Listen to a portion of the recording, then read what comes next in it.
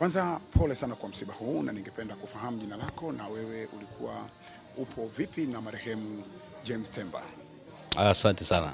Jina langu ni Rogers Robert Temba. James ni mwanangu wa kumzaa. Pole sana. Asante. Nimefika hapa asubuhi nikaambiwa umekwenda kwa ajili ya postmortem. Nini tumefikia wapi mpaka muda huu? Tumetoka kweli huko, tulikuwa na askari wale upelelezi na kazi inaendelea.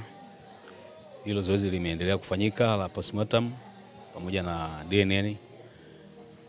Kwa hiyo wametupa assurance kwamba Jumatano tukihitaji kuchukua mwili hakutakuwa mna kizuizi cha aina yoyote. Na kwa kifupi sana, jinsi wewe ulipata taarifa ya mtoto wako kuonekana na jinsi ambavyo ulipata taarifa ya msiba wa mtoto wako.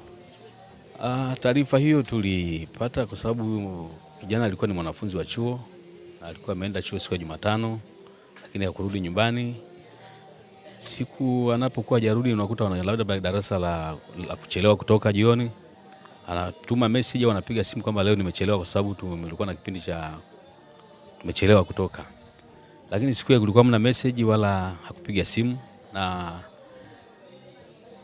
kesho yake siku ya Alhamisi tulijaribu kumtafuta kupitia namba zake za simu, hakupatikana kabisa kuanzia asubuhi mpaka leo.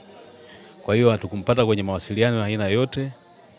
Na baada ya hapo siku ya Ijumaa tulitoa taarifa katika kituo cha polisi cha Tabata.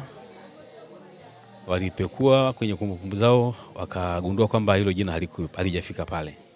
Kwa hiyo ila walitupa taarifa fupi tu kwamba walipata taarifa kwamba kuna mwili uliokotwa katika eneo la Barakuda Bondeni Msimbazi, na huo mwili uliokotwa na askari wa kituo cha Stakishari.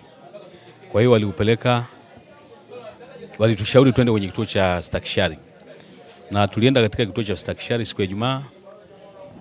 Tulifika pale kweli walisema huo mwili waliukuta na waliupeleka katika hospitali ya polisi Barracks Kurasini, na wakatushauri twende tukafanye utambuzi.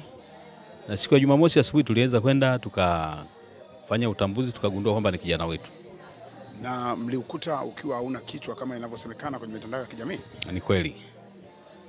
Na mliwezaje sasa nyinyi kufahamu kwamba huyu ni mtoto wenu? Ni mtoto wetu wa kumlea, tumemlea toka akiwa mdogo, tunamjua mwili wake ulivyo, tunajua alama zilizoko kwenye mwili wake, tunajua mikono na miguu yake ikoje na vidole na kucha.